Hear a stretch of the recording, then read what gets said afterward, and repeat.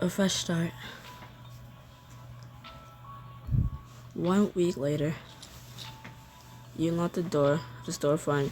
You and Courtney pass by after your second date, jiggling your brand new keys. It's official. I signed the lease and I just walked inside. Cheers. Cheers are up from the call you have opened with Nat and Gina. I knew it. So this for real? You starting a bakery? Apparently I am. You hear some utensils clattering on Nat's end of the line as she chimes in. I'm so proud of you. This is huge. Yeah. I can't believe I'm a small business owner. Or, well, I'm about to be. If I can actually turn this place into a bakery and get it open. Hey, give Michael more credit. You've always been great with cut numbers, and you know your cakes are to die for. Just like your tarts and your muffins, and did you ever give me that scone recipe you tried last year? Okay, I get the point. You think I'm the next big thing in bacon. I appreciate the confidence boost. And I want the scone recipe. Seriously, if I don't find it in my emails, you will hear from me. What Gina is trying to say is that we both believe in you. I know it's a big leap, but you've been building the foundations for this for years. You just didn't know it. This is why I love you, Nat. The relentless positivity. You glance around, still brimming with excitement and nervousness at the thought that this place is yours. My first batch of furniture should be delivered soon, so once you two get here, we can start IKEAing this into a real shopfront. Crap, I forgot to tell you, Haley's got an ear infection, so I'm stuck at home with her. We got a doctor's appointment in an hour, but even if we didn't, you do not want these germs. Trust me.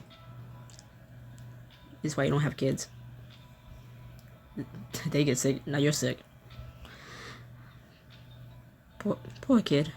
I wish he feels better soon. Send him some love from Auntie Samantha.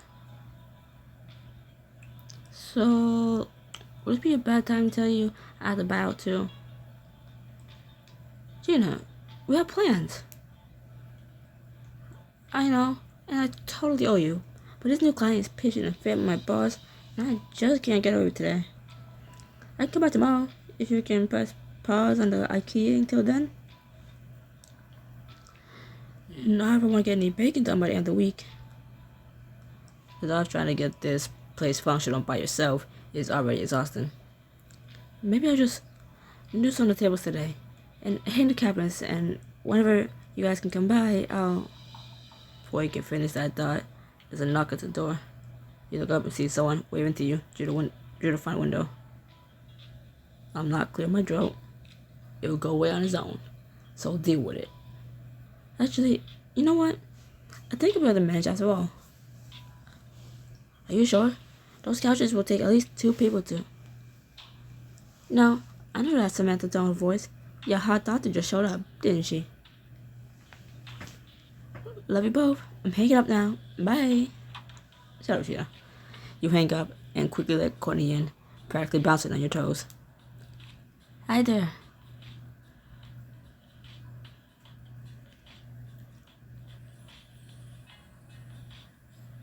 Hi.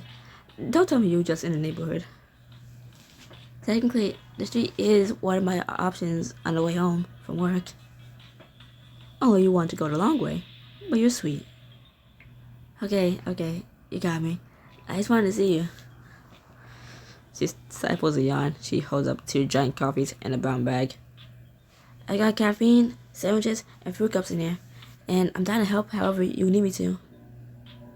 But didn't you just get off from night shift? I appreciate you dropping these off, but I understand if you want to go home in a bit. Courtney shakes her head. I'll sleep better knowing you aren't in here furnishing the whole shop by yourself. And I want to help. Seriously, put me to work. If you insist, I could use some young cans around here. Please.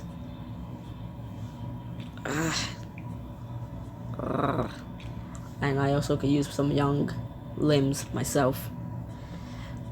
because am I 24 or 84? Because I feel 84. I feel 84. I look 14.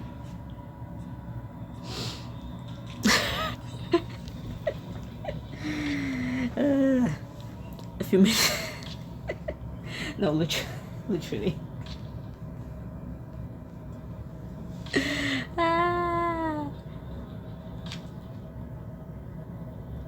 Every time someone looks at me like, how old are you? I'm like, I tell them, like, oh.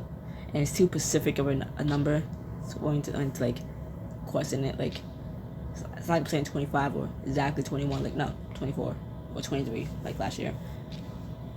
Like, oh. And then telling me that, you look like such a baby. Like, oh my god, thank you. But also, stop. Where someone stopped me, is like, I thought you're like, I think she's like 14 or 16. This other woman said 16. My mom thought she was gonna say 14. Like, okay, alright. And then, literally while at work on a school day, not for me, though, this older woman just like stared into my soul and was like, why aren't you in school? And like, I graduated 4 years ago.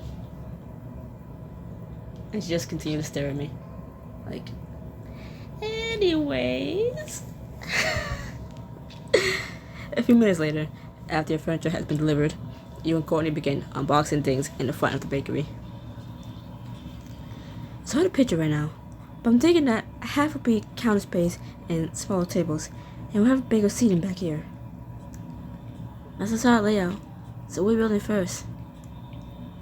Get the tables and chairs built and ready is the first priority. Then we can figure out what to do next. Perfect. While you attach several chair legs to their respective bases, Courtney tackles one of the tables. Can you pass me that hex wrench? One hex wrench coming up. Fuck you. One hex wrench coming right up. You hand it over to her, feeling newfound appreciation for the calluses that brush over your palm as she gets to work. Oh, so you just know what a hex wrench is just by looking at it. I mean, so or not, it's the one that has a hexagon shape and there's a hole, but still. Struggle. She rolls up her sleeves, giving you a perfect view of the flex of her forearms as she steadies the cross beam against the table and begins screwing it in place. You okay? That chair giving you trouble? That's when you realize you've just been enjoying the view instead of doing literally anything else. Oops. Nope, it's fine. Just, it seems like you've done this before. She replies while hammering a few pegs into the table's legs, lining them up to the spots along its surface. You can say that. I was at a furniture store one summer, and another year I did construction. That summons a mental image that will probably live with you forever. Courtney shirtless in nothing but sports bra and jean shorts, wiping sweat from her brow, she easily hefts a 2x4. So I'm working in construction. In high school, my friend Leah got a summer construction job, and they needed another set of hands, so I applied and got the spot. And this was in New York? No, I'm a Boston kid. I only moved up here for medical school. So you're doing construction in those muggy Fenway summers? You're a brave woman. Oh yes. Fenway, not, oh my god. Fenway. Yeah. Not just Fenway, but yeah. Hot as hell. I remember being up there one summer, and I almost cried. From the heat. Like, I almost cried from the heat. I just wanted to get inside of a store, stay in the store for a while because the AC, and then mad dash back home to my fan. Like, oh my god, I was gonna die. Like, I did die. I did not miss the community, but by the end of the summer, I learned a lot, and I was proud of all the sites we worked on. I'm lucky to have a professional with me on a job like this then. She winks and passes the hex wrench back to you, her eyes sparkling. I'm all yours. You tackle the next table together, which means your hip occasionally bumps into hers as you attach various pieces and tighten various screws. Anywhere else, you resist the urge to smell it or hear about it, but in the privacy of your storefront, you let yourself indulge. Sorry, just skimming by you. She briefly trails a hand over your waist as you pass her, and despite the air conditioning, you suddenly feel flushed. You can put me wherever you want me. You try to turn back to the task at hand, your pulse suddenly leaping. You, were way handier than me in high school. My summer jobs were shelving books at the Strand and working in a food truck on the Lower East Side. And that feels like a lifetime ago. Was this like scooping up Dippin' Dots or a food truck? Believe it or not, it was a dessert truck. We had ice cream, cookies, and slices of cake. They just hired me to staff the register. By the end of the summer, I could visit them and let me test out a few But by the end of the summer, I convinced them to let me test out a few cookie recipes. So I went from baking with your mom to working in a dessert truck. Love that trajectory. Love that trajectory. It was one of the best summers of my life. I got to feed so many people. Seeing the joy in their faces when they dug into their dessert was priceless. And look at you now. Open a store where you can do that with people every day. Only if I can actually turn this place into a functional, delicious, profitable bakery. Delicious won't be a problem. But why don't we do those cabinets next? Then you can actually put stuff away. If you're sure the two of us can hang them. Once you finish the last tables and chairs, you and Coney unpack the cabinets you brought to install in the kitchen. But the moment you get them out of the boxes. Hey, wait a minute. Some of these are assembled wrong. As in, that door's upside down, and I think that side panel's backward. No way.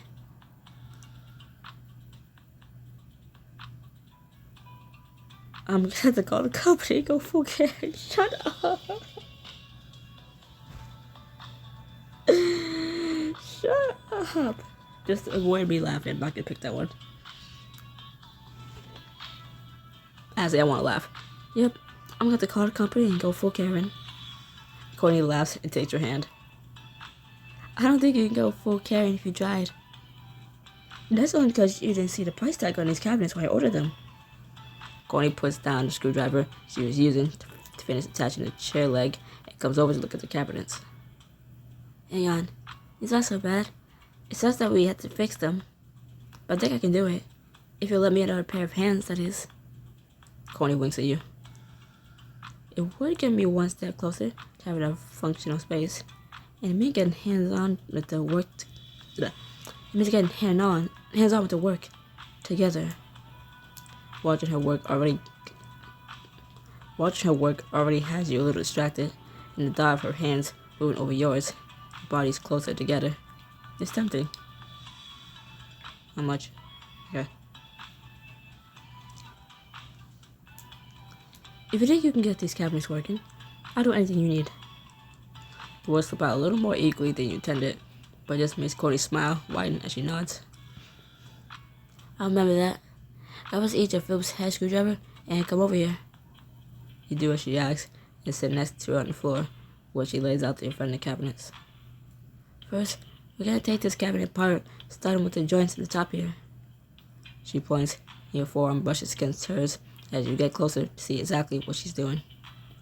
A drill zips through your body, tightened by the fact that here, alone in the store, none of you has to pull away. When it's just the two of us, it's easier not to feel guilty, to just enjoy having her here.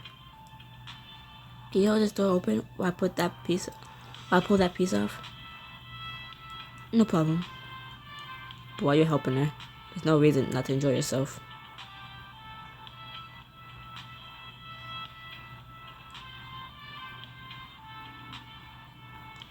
You bend forward just a hair, your cleavage on display as you hold the cabinet door.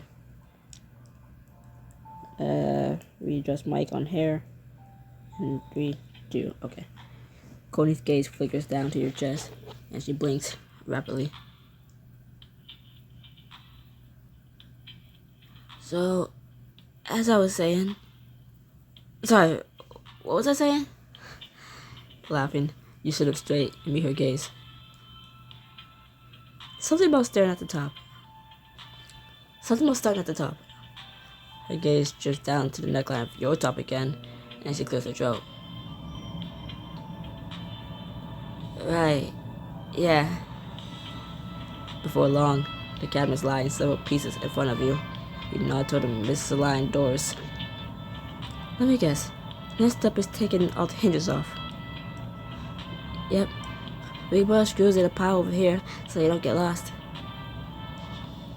Time to loosen who up? Oh, the hinges. Oh, I thought you meant her. Oh, right, of course, right. Together, you both get to work.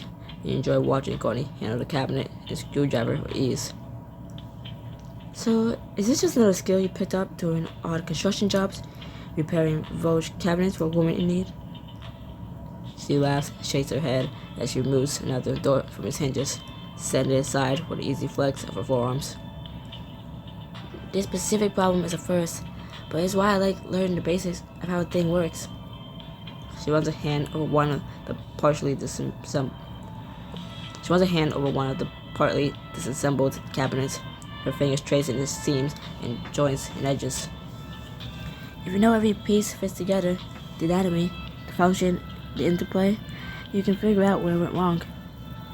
She shifts one panel just slightly and is able to slide it out of place and flip it the right way around. And then you can give it just what it needs.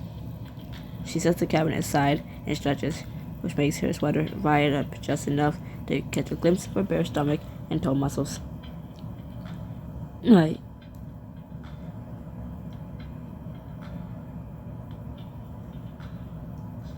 So how you holding up after your shift?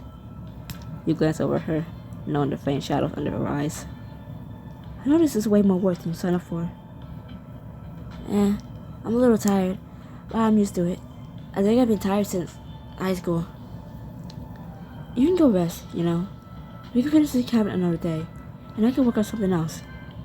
But Courtney shakes her head and reaches for a coffee. Not a chance. You just stuck with me. Okay, before we dug out and get another round of caffeine, just say the word. You finish another cabinet and turn to the last one. All the hinges come off easily, except for one. This screw is stuck. You shrug with the screwdriver, pushing harder against the screw and trying to get it moving. Can I give it a shot? She holds up her screwdriver with a grin. Yes, please help. Courtney scoots over to join you in front of your cabinet, her thigh pressed against yours as she lines up her screwdriver with a stubborn screw. When you got one that's this wound up, you have to be patient. Take your time. What are we talking about? Her forearms flex as she works at it. Every word takes on a double meaning in your mind, and you swallow hard, suddenly flush. Exactly, what are you talking about? And give it just the right amount of pressure. With one more shift of those clever hands, she works her magic, and a few seconds later, the screw twists free.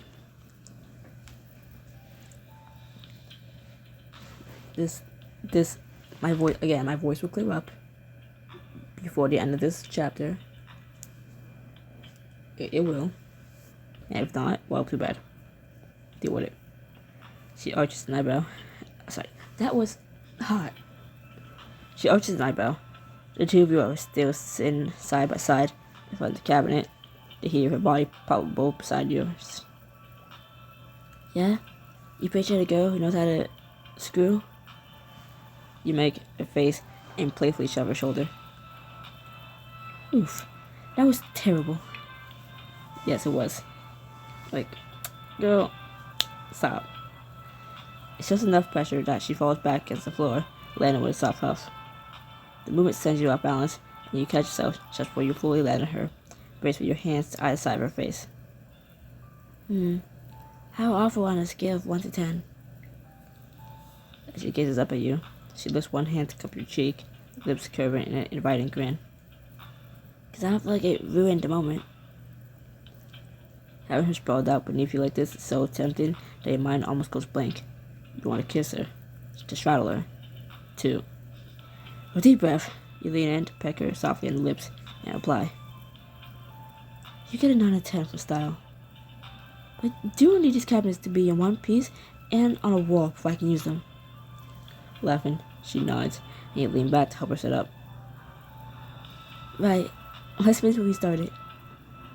But finish what you started doesn't lessen the tension crackling between you. It only builds as Coney rests her hands over yours to help you line up one piece with his neighbor. Right there. As she watches you screw the doors, now right side up, back onto the hinges, her smile warm, her voice glowing with praise. Yes, just like that. Hey. As you finish the last cabinet, she stands, offering a hand to pull you to your feet with one strong, short tug. There's music. The music's back. Wait.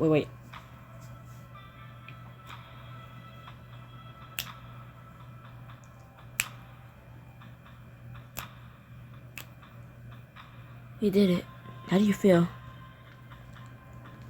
You stand there, just inches apart. You pulse drumming. She doesn't let go of your hand. You rub your thumb over her knuckles.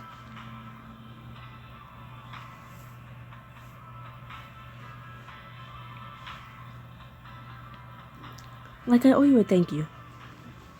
It feels important to tell you that this free labor, no strings. It feels important to tell you that this free labor, no strings attached. But if there was a particular reward you had in mind, you just dying to know what it'd be. Fuck you. You're just dying to know what it would be. One more time. You're just dying to know what it would be. She takes a step closer. One of her hands comes to rest against your waist, swaying over your lower ribs. Desperate. The curiosity is killing me. Then come here and let me show you. You beckon her with a finger. She leans in to close the distance between you.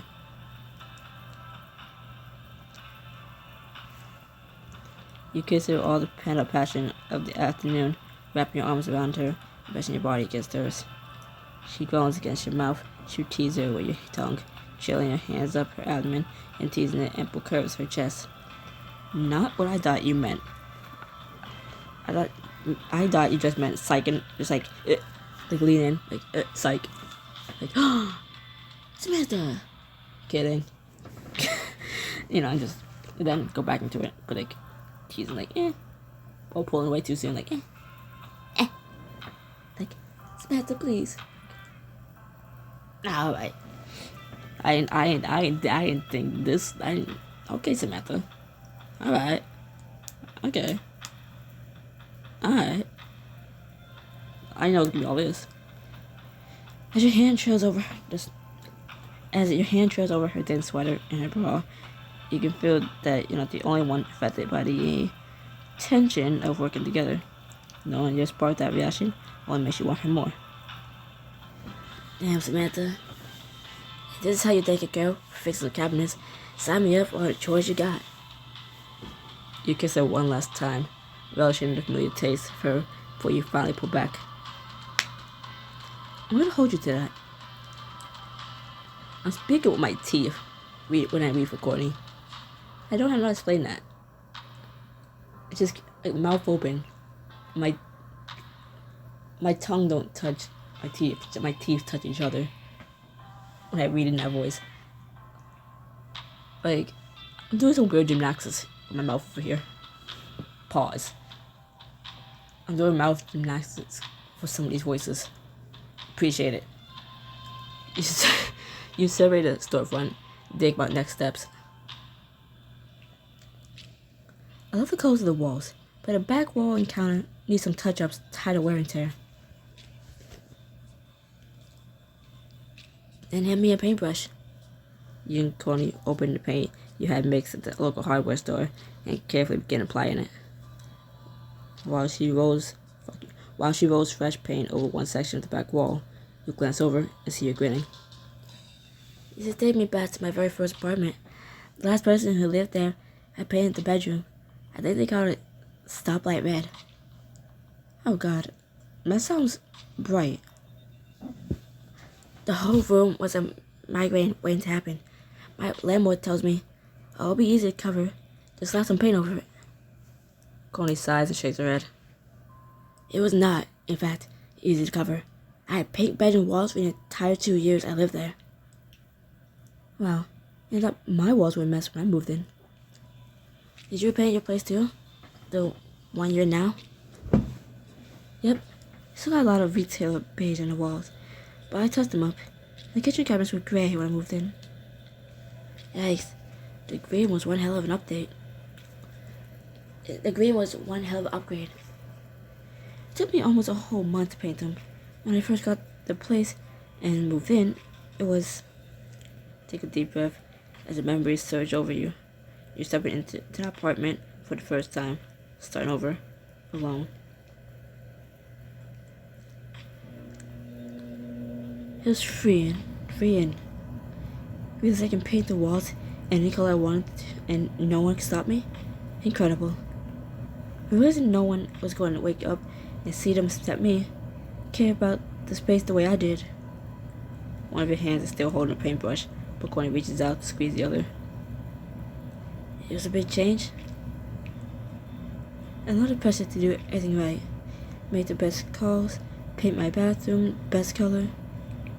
I'm happy with how it turned out, though. And once I have time, I'm painting an accent wall in the living room. You really did embrace me, Samantha. I hope you know that. Took that leap of faith to split up with your ex and move out. Now you are taking another leap to open this bakery.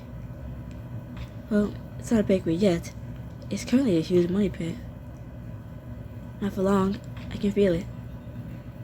You're gonna get this place up and running, and people will be lining up outside those doors begging for pastries. I hope so. And where will you be? Are you gonna be at the front of the line every morning? That depends on if the owner will let me sneak behind the counter to steal samples. She takes a step towards you, smiling, and leans in. One of these. My titties? Oh, my lips. Oh, never mind. Like, one of these cupcakes, one of the titties. No, I'm gonna shut up and just keep reading. I'm gonna shut up for the rest of this and just read. Starting now. She presses a soft kiss to your lips, but even that gentle touch feels like everything, just like it always does with her. Dad, we'll have to wait until after closing. No one can see us like this, even if we were still seeing each other by the time I open this place. That thought makes your chest ache, but you try to push it aside. You touch up some paint along the counter, and Connie tilts her head, watching. Not the backseat paint, but is there a reason you're just filling in the lines?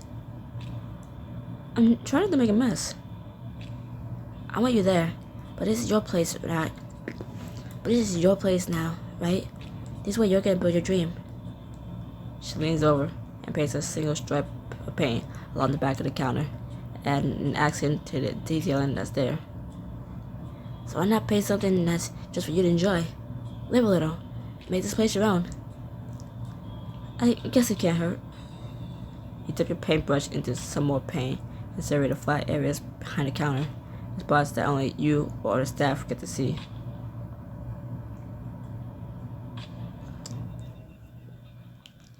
You think for a moment, then carefully paint the outlines of a stylized crescent moon and a shooting star. Crescent moons are supposed to bring luck, and I'm gonna need all the luck I can get. Maybe on slow days, you can wish on that shooting star for more customers. That's not quite what the star reminds you of. You think of that first night with her, gazing up in a meteor shower together from that wind-swept rooftop while she leaned in to kiss you. Yeah, that. Once the front of the bakery starts to feel more functional, you and Connie head back to the kitchen. The very, very empty kitchen. Already sweaty from your furniture-related efforts, you stare at the space. A palpable weight settles onto your shoulders. Somehow, when I signed the lease, this felt less empty. You don't have to do everything at once. Let's just take it out one step at a time. There's just so many steps. Panic starts to rise in your body as you think about everything that needs to be done. Where do I put the sugar versus the stand mixers? What would the workflow be from counter to bench to oven? What if I end up with employees someday and I need to make space for them? What if I can't do this? I'm already throwing money away in this place, and it can all collapse like a tiered wedding cake where someone forgot the dowels. That's a very specific mental image. I know it's a lot, but that doesn't mean you can't do it, and you won't have to do it alone. Connie steps over to take your hand, and she squeezes it. Forget about the logistics for a moment. Just walk me through Just walk me through what you see in your mind's eye. You take a deep breath, trying to calm down a little. When you imagine yourself walking into this space in the morning, what do you see? You close your eyes for a moment, then your instincts guide you. Lead her over to one counter, run your hand over the top of it. I see some proof dough resting here, ready to be baked into loaves first thing in the morning. This place gets smell like sourdough heaven. And what over there? I have a stand mixer, mix up dough for cakes and cookies. That heavier table would be good for keeping the mixer stable. In your mind's eye, the space slowly begins to take shape as Courtney glances around the room. But what the bigger picture? When you stand here, what does your dream kitchen feel like? It feels comfortable and homey. I want this place to feel like a home kitchen, just with better equipment. I get if I picture you in there. Once you give this place a personal touch, it'll be perfect. I did think about bringing some paintings to hang up from my house. You continue down the counter, your confidence growing. I could keep all the baking pans in this cabinet, and that drawer can be for measuring spoons and pastry brushes. Bonnie steps up behind you and wraps her arms around your waist as you point out an empty space. Love it. Keep going. That oven's the biggest, so I'll use it for loaves and cakes and quick breads. Naturally. She rests her head on your shoulder, and you can hear the smile in her voice. I can't wait to see you in action. The encouragement is almost as effective as her closeness, her touch, the whisper of her breath against your neck. You stop for a moment, letting yourself drink in the warm press of her body against yours. Suddenly, it's not baking you're picturing at all. I can think of more than one way to use this space.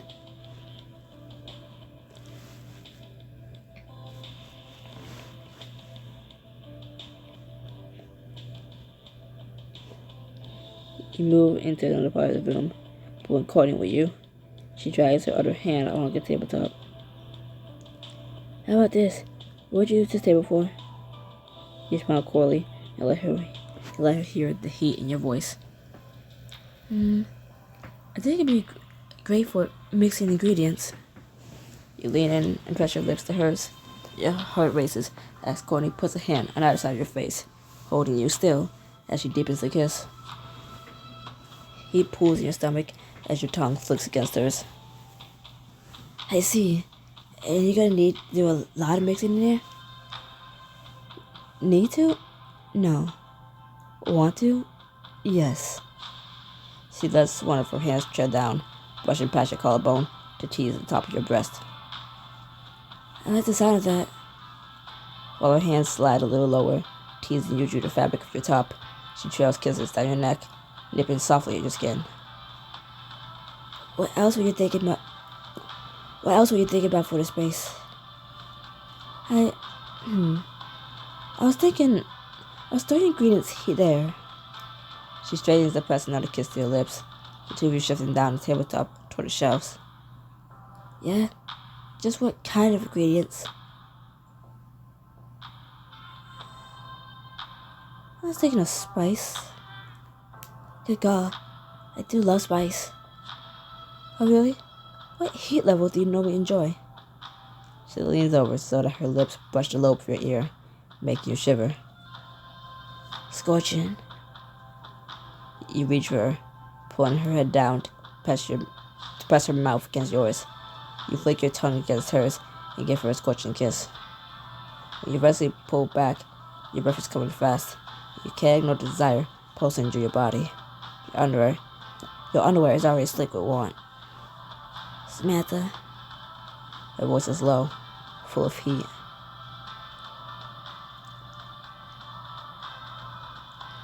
Your eyes meet Courtney's, and she walks you backward until your butt hits the table. She rests one hand against it and cups the other against your cheek, bracing you between her body and a firm surface. God, Samantha, every time I see you, you drive me wild. She presses her lips to yours, sliding her tongue into your mouth, making goosebumps rise along your arms, despite the kitchen's natural warmth. I don't know if you noticed, but same. You put your hands on her hips and pull her even closer while you kiss, relishing the way her body slots between your thighs, pressing against the place where you ache for it the most. Her lips are soft against yours, birthing but the kiss is hot and insistent. You kiss until you need to come up for air, and you rest your hands on Courtney's shoulders to steady yourself.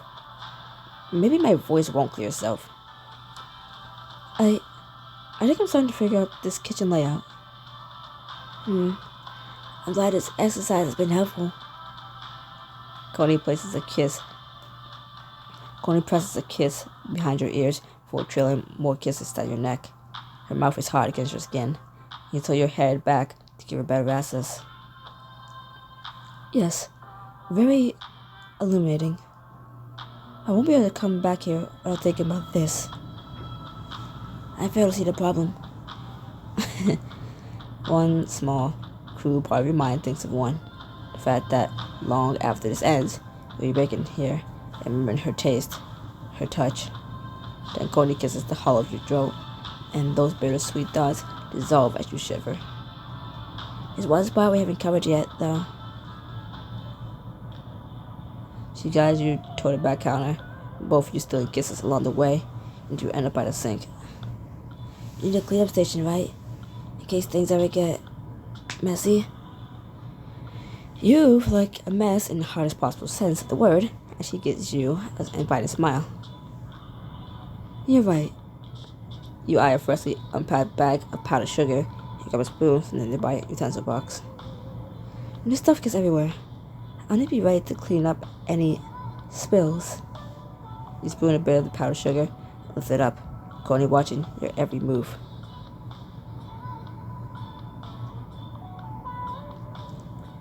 You move it as if to raise it to your lips, but just before the spoon reaches your mouth, you turn it over, letting the powdered sugar shower onto the tops of your breasts. I was thinking of lifting that spoon into my mouth and then blowing the sugar at her. But this works. Oops. Her gaze is fixed on your chest, and heat builds between your legs as she licks her bottom lip. There are no paper towels yet. I don't know how to get the sugar off. Let me help. She leans forward and lifts the tops of your breasts. There's no trace of sugar left. God, you taste good. Courtney meets your gaze, and in one fluid motion, she lifts you up onto the kitchen counter. I need to touch you. Please. I'm pretty sure I taste better with sugar on me, but yeah. She doesn't waste any time. Her fingers are already sliding under your clothes, beneath the waistband of her panties to shelter your silky. God, I miss this. How wet you get for me. The last time she touched you like this, you were hidden in a cloak closet to stifle your movements and sounds so no one would hear you together. But this time, as her fingers move up to brush over your sweet spot, there's no one to hear you moan. There's no one to hear you as you moan aloud. Oh. You arc against her, desperate for more. You ever think about me touching you? You nod, grasping her shoulder. She spreads your legs a bit to allow her more access. What? What else was I supposed to think about when you were ravaging me all over my kitchen? Oh, Samantha, that was just foreplay. Oh, Dawson, it was very effective. She grins as she rubs you a little faster, swirling your wetness around. Was left me with this awful ache. She traces one finger through your folds, a long, slow stroke that leaves you trembling. I think I can fix that. She presses a kiss to the pulse point along your neck as she remembers the hardest thing anyone has said to you in possibly your entire life. But you're gonna have to come for me. Please, You suck in the breath just as your thighs start to shake. Courtney, She swirls her thumb over your sunset spot, giving you more friction, more pressure. But you teeter on the edge, release. Your hand shoots out to grasp for purchase and hit some cooking supplies, knocking over a bag of flour. Damn it. You reach for the bag before it can fall onto the floor, grabbing it just before it tips over the edge. You okay? Courtney moves her hand away and you share a breathless laugh. Yeah, I'm just... Yes, blame it on the flour.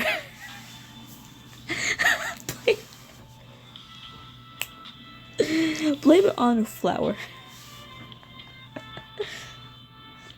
I'm just never buying that phone bread again. Yeah, I'm just incredibly turned on. She lets out a husky chuckle. I know how you feel, but maybe it's a sign that we just finished unpacking. Courtney helps you down from the counter, and you wrap your arms around her waist, leaning against her for a moment. We can always put this up another time. I'll hold you to that. So, are you at least feeling bad about the utility at this kitchen? Oh yeah, I think I have a game plan now. Then let's make it reality. Equal parts enamored and turned on, you give her one last kiss. Then you start unpacking things according to your vision. By the time you wrap up in the kitchen, the sun is set. You accordingly sit at one of the tables you saw earlier, catching your breath. So, good news. It's starting to feel like a real bakery. That's yours news. You're a bakery assembling badass. You sail and wipe your forehead with a rag. And that's the bad news. I'm drenched in sweat. This place still isn't up to code. I haven't even started baking yet. Dreaming about doing all this felt amazing. But actually doing it is this. Just at yourself and Courtney both feel a little breathless for all the day's work. Why did I almost sound like Shaggy?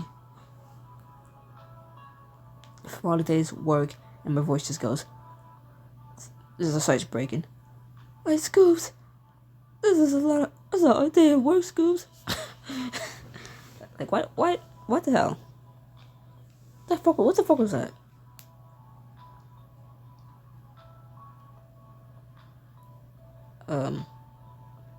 At least that's kind of what I think Shaggy sounds like. I never watched Scooby-Doo a day in my life. How do I know I didn't bite off more than I can chew? I don't think there are any guarantees there, Samantha. She reaches across the table, take your hand, rubbing soothing circles over the back of it with her thumb. All you can do is try to do the next thing, then the next, and keep asking yourself, is it worth it? If the answer is ever no, then you look for an exit. But until then, put your next foot forward. Courtney, how did you get to be so wise? You smile at her, grateful and suddenly a little self-conscious. I should be the one giving you advice. Fuck you. I should be the one giving you sage life advice. Age before beauty or whatever. Hey, you got age and beauty.